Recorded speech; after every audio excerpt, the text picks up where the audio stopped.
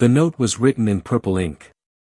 The kind of handwriting my wife uses when she wants me to know she was calm when she wrote it. Not rushed. Not angry. Just the controlled pen of a woman telling me that the next chapter of my life was about to begin in a kitchen she was no longer standing in. The note said, "Start over, Marcus." As if she had been composing it for weeks. As if she had tried 15 different wordings and landed on the one that was the most generous. As if she thought she was doing me a favor. I set the note down on the marble counter. I read it a second time. I read it a third time, slowly, because I wanted to be sure what I was feeling in my chest was the thing I thought I was feeling and not the thing my body was trying to trick me into. Then I picked up my phone. I called my attorney. He had been waiting for this call since February. I had told him if a call came it was going to come from Verdine. He had laughed at that. He had stopped laughing the moment he saw the purple ink. 6 months. 6 months I had been building the thing I built in silence. 6 months of quiet decisions. 6 months of attorney calls after 11 p.m. 6 months of a new mailbox, of a new apartment key on a chain, of a fresh checkbook that did not yet belong to anyone. 6 months of telling myself that this was not spite. This was preparation. And preparation is what a man does when he can see a train half a mile back down the track but he knows enough about the woman to know the train is not slowing down. My name is Marcus Redding. I am 46 years old. I run a hospitality group out of the South End of Boston. 11 restaurants. 4 bars. 1 hotel. 670 employees. A payroll that goes out every other Friday at 7 a.m. on the dot. A board that does not always agree with me.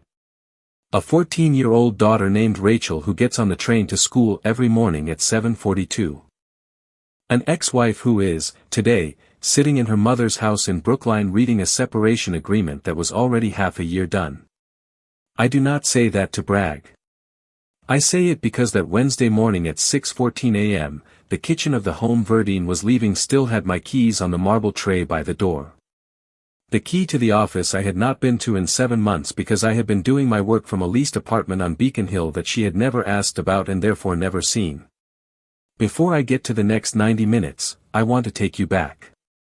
Because the way my wife came to the decision that a 14-year-old did not need to be raised by both her parents anymore, that story did not happen that morning. That story took 17 years to build. And by the time it was built, even the people who built it could not remember what they had started with. Let me walk this back to the moment that started it. Because that moment does not look, on the page, like a moment that should start anything. It looks like a Tuesday. It looks like a dinner. It looks like one comment. Last November, on a Tuesday, Verdine and I were at Marcel's on Tremont Street for our anniversary dinner. 17 years. We had been together since she was 26 and I was 33. I ordered the ribeye. She ordered the tuna. The wine list came. We had wine. The first course came and went. And then Verdine set down her glass and said, in the voice she always uses when she is about to say something she has decided is final. Marcus, I am going to want a different kind of life in the next 18 months. I did not misunderstand her. I want to be precise about that. I have spent 23 years in rooms where people say what they mean. I have heard enough versions of that sentence to know what it means. It does not mean she wants a different life. It means she has been planning a different life for herself for longer than she is willing to admit. I said, what do you mean? She said, I mean exactly what I said. I have given this marriage 17 years. The restaurants. The charity boards. The magazine cover. The part of me that smiles at your partners and pretends not to know what they said about the kitchen lease. I am tired. I am going to want something simpler. Or something else. Or both. I sat there with my wine. Verdine was telling me on a Tuesday in November that she was going to, eventually, attempt to leave our marriage. She was telling me in a restaurant. While I was still chewing Marcel's bread. She was telling me because she wanted to be clear that she was not doing it because of a mistake. She was doing it because she had been thinking about it for months. I said, okay. That single word changed the next 6 months. I did not say it because I was being calm. I am always calm. Calm is the first part of who I am. I said it because Verdine ends things first. Not because she is cruel. Because she needs to feel in control of the shutter. She needs to be the one who decides when the picture is taken. So I did not fight her. I did not argue. I did not beg her to give it another year. I picked up my wine and I said, okay. She said, is that all you are going to say? I said, what do you want me to say? She said, I want you to say you understand. I said, I understand. She said, you do not look like you understand. I said, Verdine, I have understood you for 17 years. I am not going to suddenly understand you less on a Tuesday in November at a restaurant on Tremont Street. She did not like that because being understood, to Verdine, is almost as bad as being pitied. A woman who is planning to leave wants the man to be blindsided. Because if the man saw it coming, the woman does not get to feel the weight of her own decision.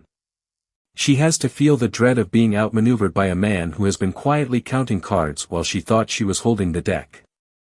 6 months of quiet. Before I tell you what the 6 months looked like, let me tell you 2 things Verdine did not know about me on the night she said she wanted a different life. The first thing Verdine did not know is that I had been quietly preparing for a certain version of Tuesday for almost 3 years. Not because I had been thinking about leaving. Because I had been thinking about what happens to a man who plans to be blindsided. There is a difference.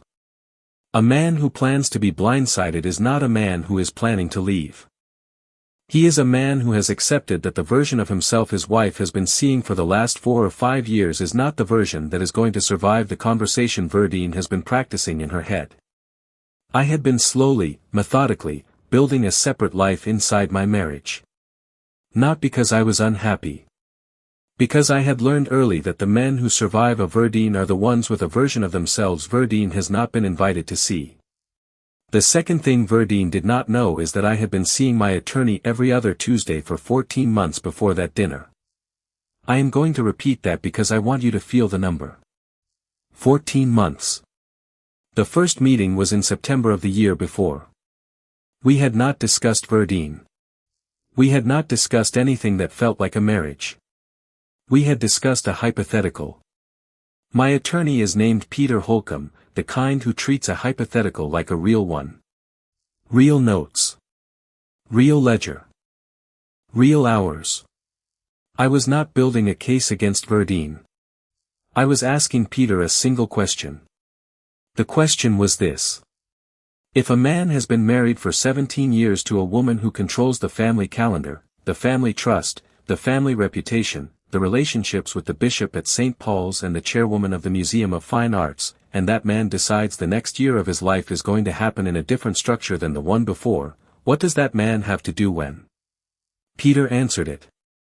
6 weeks later, after a Sunday night phone call between Verdine and her mother June that I had listened to with my ear 2 inches from the bedroom door and every part of my attention, I added a second question to Peter.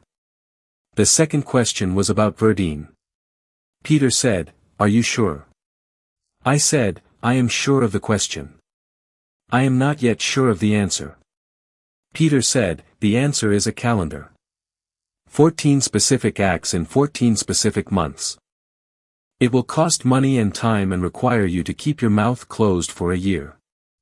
I said, "I can keep my mouth closed." Peter said, "Can you keep your face closed?" I said, "I can keep my face closed." That was a year and a half before Marcel's.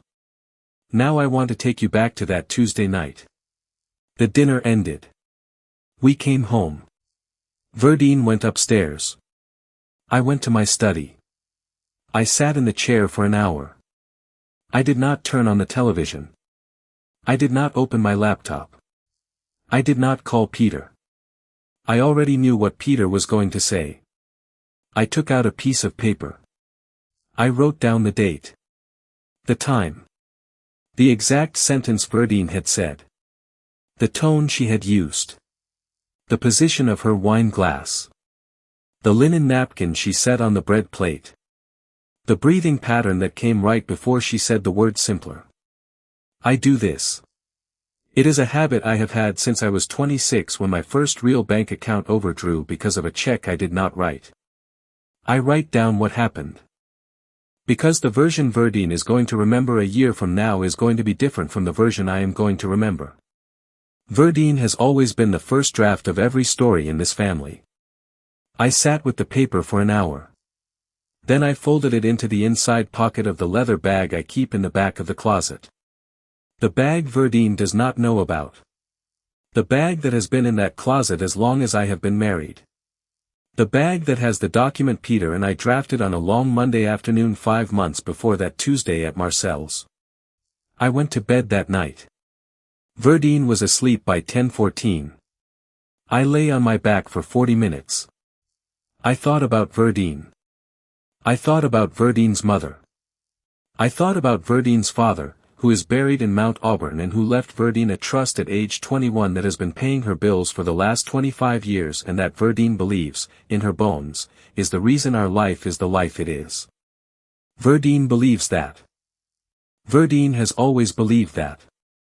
Verdine is going to believe that for the rest of her life. And she is going to be wrong about that, and that does not matter to either one of us anymore because the marriage is going to be over soon. I fell asleep at 11:40. I woke at 5:50 the next morning. I went downstairs. I made coffee.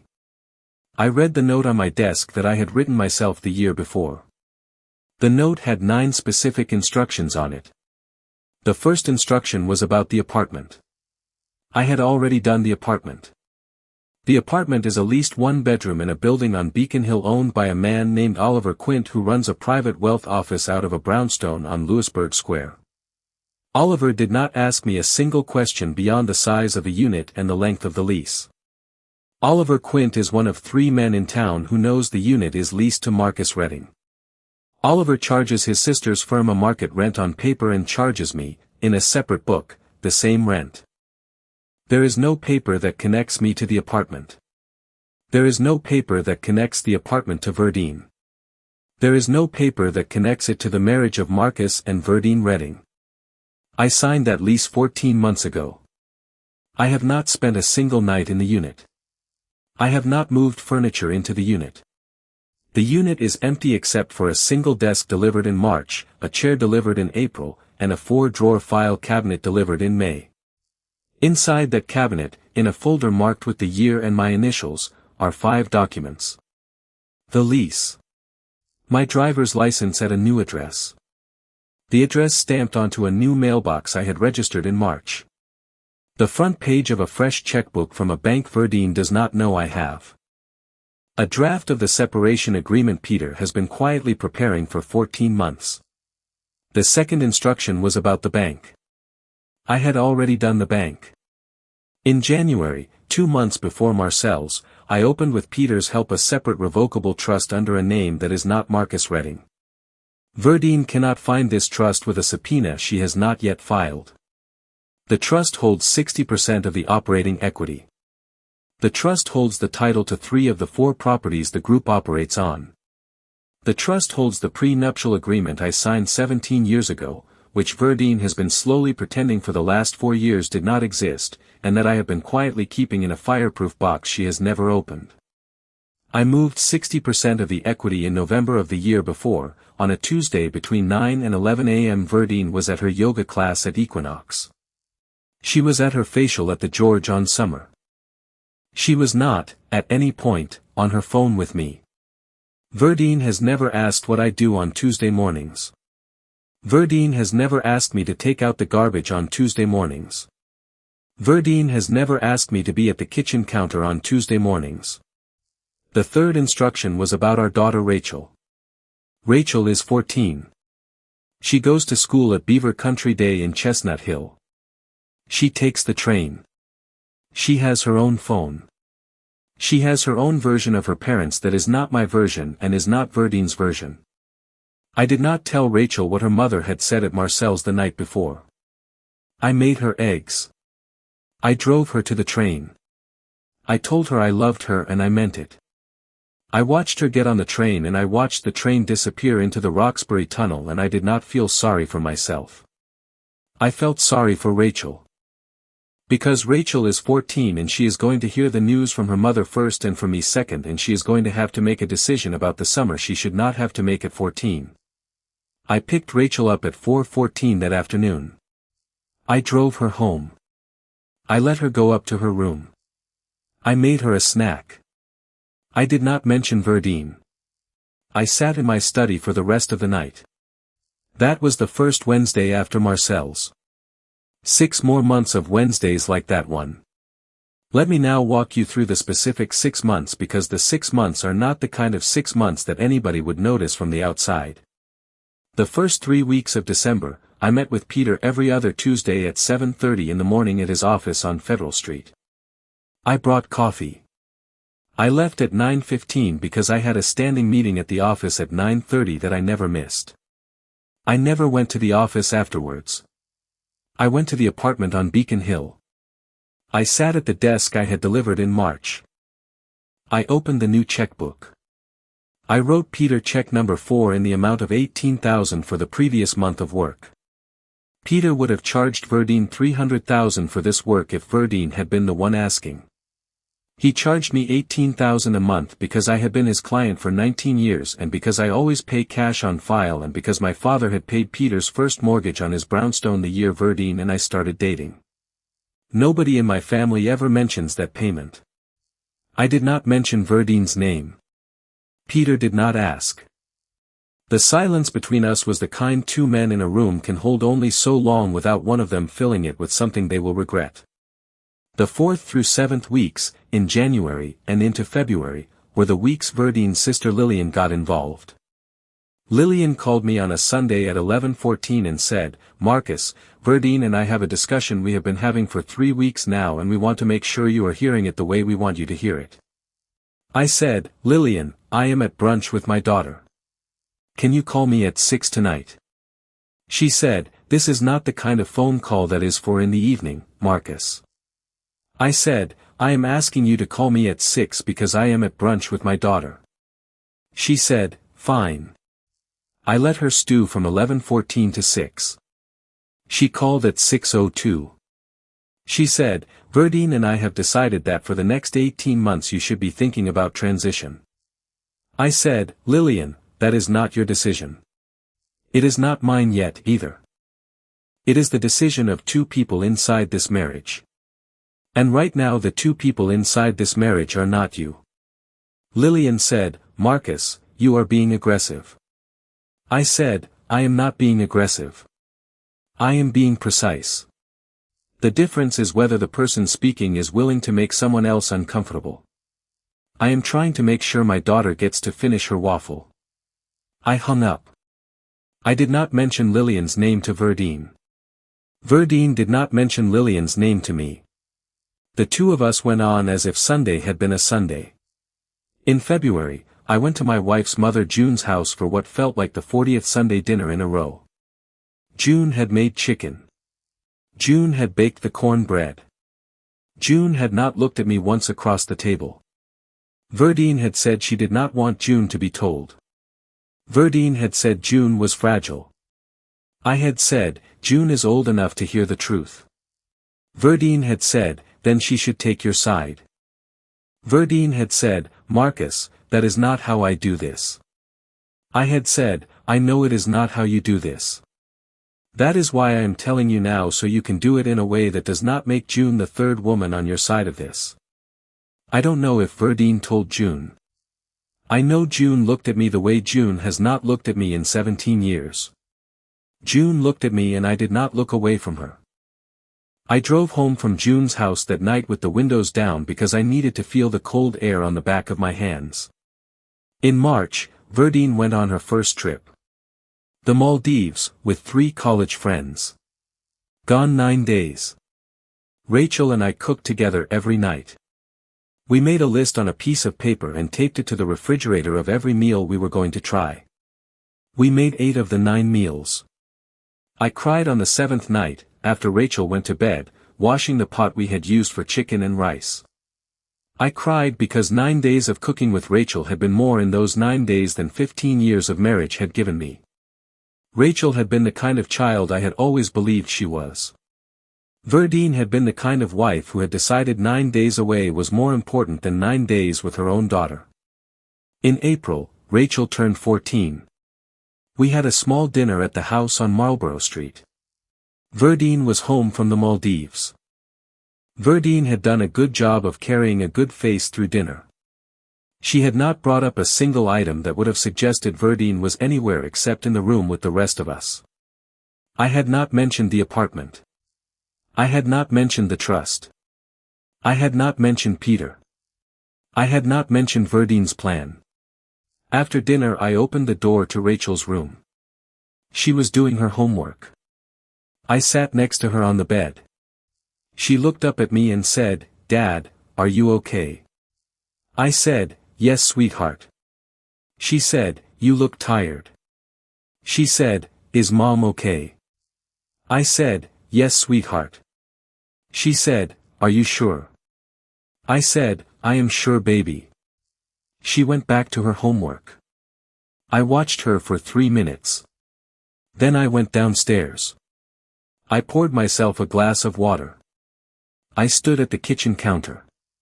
The kitchen counter. The same counter where, 6 weeks later, Verdine was going to leave a note in purple ink. In May, Verdine started booking the downstairs of our home for her own meetings. 2 standing events every other Saturday in the formal living room. She stopped calling them dinner parties. She started calling them gatherings. She started inviting her own friends without asking me. She started, on Tuesdays, texting me that she was going to be late and not saying what for. I knew what for because I had been listening to Verdine for 17 years. I knew what for because Verdine had not changed the password on her text messages since 2011. Verdine still tells her mother her password on the Sunday night voice chat, and Verdine's mother June still tells me the password because June has always liked me and is going to like me until she is no longer alive, which is going to be a long time from now because June eats salmon every Friday and June refuses to retire. I did not look at Verdine's phone. Verdine is going to say, for the next 20 years, that I did. Verdine is going to say it to Lillian. To her friends at Equinox. In the divorce hearing she has not yet filed for because Verdine has decided to leave me first and then file for it. I did not look at her phone. I listened to her tell her mother her password on Sunday night phone calls for 17 years. There is a difference between a man who listens to a woman he has been married to for 17 years tell her mother her password and a man who opens a phone he was never handed. In June, Verdine booked a weekend at her cousin's house in Maine. She went alone. Rachel was due home from camp that weekend. Verdine was not at the train station. I was. Rachel did not look surprised. She said, "Mom is in Maine this weekend, right?" I said, "Yes, sweetheart." Rachel said, "Is it okay if we order pizza?" I said, "Yes, sweetheart." We talked for 90 minutes that night. About her friends. About her algebra teacher. About a boy she did not want to discuss but who I knew about because I had been paying attention since the day she agreed to be born. We did not talk about Verdine. Verdine did not call. In July, Verdine came to me and said, in the voice she uses when she has been thinking about something for months and has decided I am going to agree with her without argument, "I want to take Rachel to Paris for 2 weeks in August." I said, "Okay." She said, "Just okay." I said, "Did you want me to say something else?" She said, "I want to take Rachel to Paris by myself." I said, "Okay." I did not say anything because Rachel was not in the room. I did not say anything because Verdine was not going to take Rachel to Paris. Verdine was going to go to Paris by herself and Rachel was going to be left with me, and Verdine was going to make sure Rachel knew Rachel had been left with me because Verdine wanted to go to Paris and not because Verdine needed to be away from her own life. Verdine went to Paris. She went alone. Rachel stayed with me. Rachel and I lived 2 ordinary weeks in the house on Marlborough Street where Rachel had her own room, her own homework, her own friends, where Rachel did not have to pretend, even once, that she was being raised by 2 people pretending to be married. In August, around the time Verdine was in Paris, Rachel and I went to see June at her cottage on the Cape. June looked at Rachel and said, "Your mother is in Paris. Is she with anyone?" Rachel looked at June. I looked at June. I said, "June, that is a question for Verdine." June did not say anything for a long time. Then June said, "I will call her." I did not stop her. In September, Verdine came back from Paris a different woman. A haircut she had not had when she left. A stack of small leather goods from a shop on Rue Saint-Honoré. A glow that I did not comment on because the glow was not for me. The glow a woman makes for herself when she has been planning to leave her husband and has gone on a trip alone and has come back to see whether she is going to miss him more than she thought she would. She did not miss me. Within the first 3 days home she started going through the family photo albums in the den. Within the first week she had pulled the wedding photos down from the hallway and put them in a box in the attic. By the end of the first half of the month, the box in the attic had been joined by a box in the closet and a box under the bed. Rachel asked me why the photo of the 3 of us at the aquarium in 2017 was not in the hallway anymore, and I had said her mother was reorganizing the house and Rachel had said okay and had gone to school. I did not ask Verdine where the photos went. I did not ask Verdine what she was thinking. I made her coffee. In October, Verdine went to Felix Renton, a divorce attorney in town. Felix is a friend of mine for 28 years. Felix played squash with me on Tuesdays for 10 of those. Felix called me on a Thursday morning at 7:14. "Marcus," he said, "your wife is in my office." I said, "What is she seeing you about?" He said, "I think you know." I said, "Felix, take her meeting. Be her attorney. Give her whatever guidance you would give any woman in her situation. At the end of that meeting, say to Verdine exactly what you would say to any woman in her situation. She should think carefully. She should get a second opinion. She should not be in a hurry." Felix said, "Are you sure?" I said, "I am sure. I want my wife to feel she has done everything she wanted to do before she does what she is going to do." Felix said, "Marcus, you are not the man Verdine says you are." I said, "I know. Verdine has not seen that version of me for 10 years. Felix kept Verdine on as a client. I did not bring up Felix with Verdine. I did not bring up Verdine with Felix.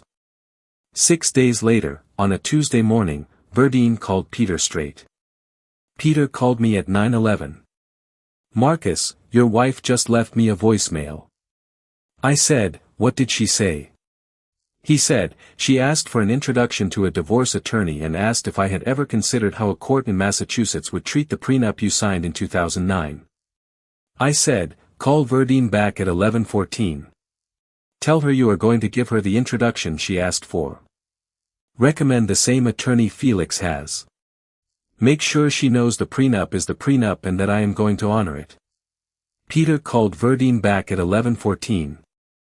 I know this because Peter logged the call the way he logs every call and I have read the log every month. In November, on a Wednesday morning at 6:14 in the morning, Verdine packed 3 suitcases and 2 trunks and 2 garment bags and 1 hat box and 1 trunk of her grandmother's silver and she put them in the front hall and she sat down at the kitchen counter and she wrote the note in purple ink. "Start over, Marcus." As if she had been doing me the favor of her life. As if she thought the favor was the note and not the act of leaving. I came down the stairs at 6:47. The house was empty. Verdine's car was gone. The 3 suitcases were by the front door. The note was on the marble counter in purple ink. The coffee pot was still on. The kitchen smelled like jasmine tea. I read the note. I set the note down. I picked up my phone. I called Peter. Peter picked up on the first ring because Peter has been waiting for this call for 14 months. "Marcus." "Peter." Verdine left. I know. I am at the office. Come down when you can. I said, Peter, give me 11 minutes. I showered. Poured the jasmine tea down the sink. Put the purple ink note in the inside pocket of the bag in the back of the closet along with the paper I had folded there the night Verdine had said she wanted a different kind of life. I got in my car. Drove to the office. Said good morning to Ellie at the front desk, who has been with the company since the year I started it. Peter closed the door behind me when I walked in. He said, "Are you okay?" I said, "I am okay." He said, "Do you want to call anyone?" I said, "Rachel. She is at school. I will call her at 4:14. He said, "What do you want to do today?" I said, 3 things. Sign the separation agreement you have been holding for 14 months. Call the bank to confirm the trust documents are filed. And get a cup of coffee. Peter said, "The separation agreement is on the desk." I picked up the agreement. I read it for 41 minutes. I made 3 small changes. They were not material. They were stylistic. The kind of changes a man makes in a separation agreement when he has had 14 months to read every line.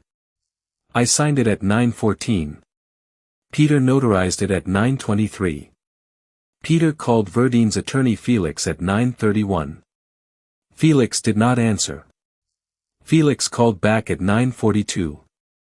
Peter said, "Marcus has signed. We will be serving Verdine at her mother's house at 5:30 today." Felix said, "Marcus is serving Verdine at June's house." Peter said, "Yes, because June has always liked Marcus and because Marcus believes no one in Verdine's family will deliver this news more carefully than June." Felix said, "All right." Peter said, "We will see you in court." Felix said, "We will see you in court." I called my daughter at 4:14. I said, "Sweetheart." She said, "Dad."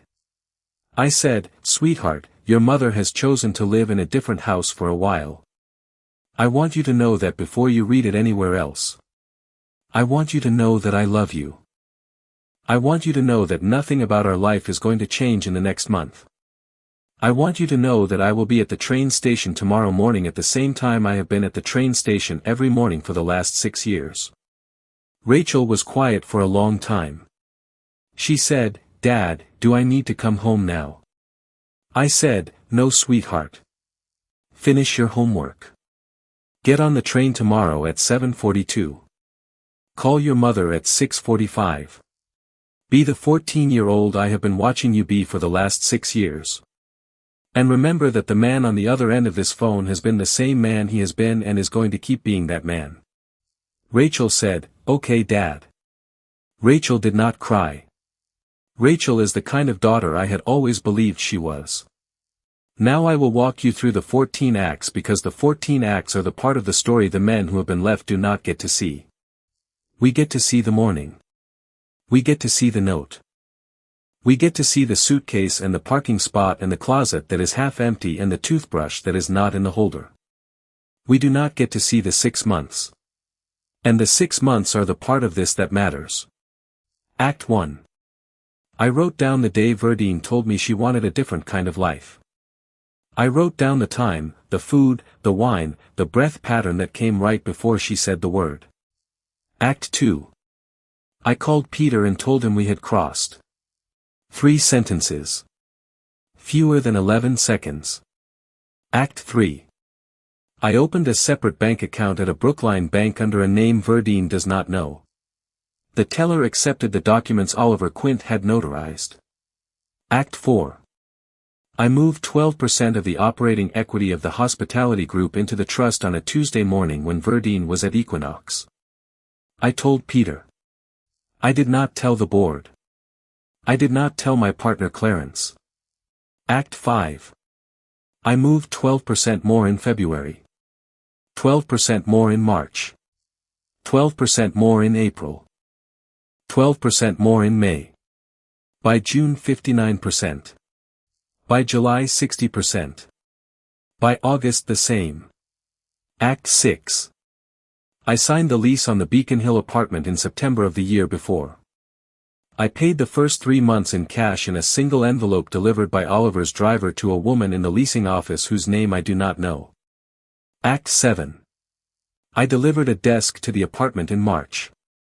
A chair in April. A 4-drawer file cabinet in May. Act 8. I had Verdine's mother June notarize our pre-nuptial agreement in front of a Brookline notary in February. June signed. The notary signed. I kept the original in the file cabinet. Act 9.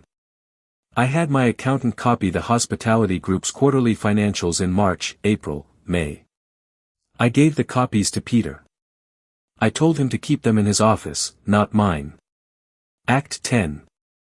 I had my partner Clarence sign a memo that gave me sole authority over the operating capital on a Friday afternoon when Verdine was at her afternoon Pilates class on Arlington. Clarence has been my partner for 19 years. Clarence has always trusted me on operations. Act 11. I told Rachel's teachers, dentist, pediatrician, tutor, and violin teacher that I was the primary contact for any emergency. I did it through a letter I wrote in March on company letterhead. All 5 accepted it without question. Act 12. I spoke with June and April at the cottage on the Cape. June did not tell me the truth. June did not ask me. June and I looked at each other across the kitchen table for almost an hour and neither of us said a word about my marriage. Act 13. I told my sister Lillian nothing. Lillian is the sister who called me on a Sunday at 11:14 to tell me what Verdine and she had decided. I told Lillian she could call me at 6. I let 6 Sundays go by without explaining why. Lillian did not ask. Lillian understood. Act 14. I sat in my study at 11:14 p.m. on the night Verdine told me she wanted a different kind of life and took out a piece of paper. I did not call my mother. I did not call my brother. I called Peter. And I told him I was going to start. 6 months. That is the math. Now I will tell you why this is not revenge. This is not revenge because Verdine did not take anything from me. Verdine did not take my company. Verdine did not take my apartment. Verdine did not take my bank accounts. Verdine did not take my daughter. Verdine did not take my future. Verdine did not take my mother's opinion of me. Verdine did not take my friend Clarence's opinion of me. Verdine took an idea of herself. Verdine took a particular version of Verdine that she had built up with the help of her mother, of Lillian, of her cousin in Maine, of her friends at Equinox, of her yoga teacher, of her facialist at the George on Summer. That version of Verdine was built on the assumption that the man she was leaving did not have a plan. Verdine was wrong about the man she was leaving. The man she was leaving had a plan. 14 months of plan. Peter and Oliver Quint and June and Clarence and Ellie and a 4-drawer file cabinet. The man had a daughter who knows her father did the small things for 14 months without saying a word about it. The man had a different kind of marriage to start over with. I am Marcus Redding. I am 46 years old. I run a hospitality group out of the South End of Boston. 11 restaurants. 4 bars. 1 hotel. 670 employees. A board that does not always agree with me. A 14-year-old daughter who gets on the train every morning at 7:42. An ex-wife who is, today, sitting in her mother's house in Brookline reading a separation agreement that was already half a year done. Verdine wrote me a note on a Wednesday morning that said "Start over, Marcus." As if she had invented the phrase. I did not invent the phrase. Verdine did not invent the phrase. The phrase is older than both of us. The phrase does not belong to Verdine because Verdine is the one who leaves, not the one who starts. Start over, Marcus. The ink was purple. The handwriting was controlled. The kitchen smelled like jasmine tea. I started 6 months ago. The note in purple ink did not have a return address on the envelope. Verdine did not put the note in an envelope. Verdine left it on the marble counter of a house that was, on the morning she left it, no longer ours. The counter was purchased in 2017, paid for by me, selected by Verdine and me in a marble yard in Vermont on a Saturday in the fall of 2017. Verdine left the note as if leaving it were a small kindness she was doing the marble. As if the marble had been waiting for it.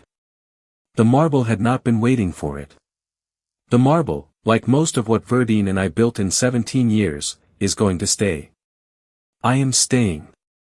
I am not writing a counter note. I am not making a scene. I am not fighting Verdine in front of Rachel or in front of June or in front of Lillian or in front of the women at Equinox or the men at the squash club who were always going to hear what Verdine was going to say about me anyway. I am going to sign the papers Verdine did not want me to sign because Verdine had decided I was going to make this hard, and I have decided, 6 months in, that I am the man who is going to make this easy. Easy for me. Easy for Rachel. Easy for June. Easy for Peter. Easy for Oliver Quint. Easy for Clarence. Easy for Ellie. And not at all easy for Verdine. Because Verdine is going to learn, this week, that the man she tried to start over with already had a separation agreement notarized at 9:23 the morning she left. Because Verdine is going to learn, this month, that the trust she did not know about has been holding the equity she thought she was going to negotiate for. Because Verdine is going to learn, this year, that the apartment she did not know about has been leased for 14 months. Because Verdine is going to learn, this year, that the man she thought liked her more than he liked his own dignity, did not. If this story resonated with you, drop a comment below. Have you ever been left not because a person did not love you but because a person needed to be the one who left first? Did you see it coming? What did you do about it?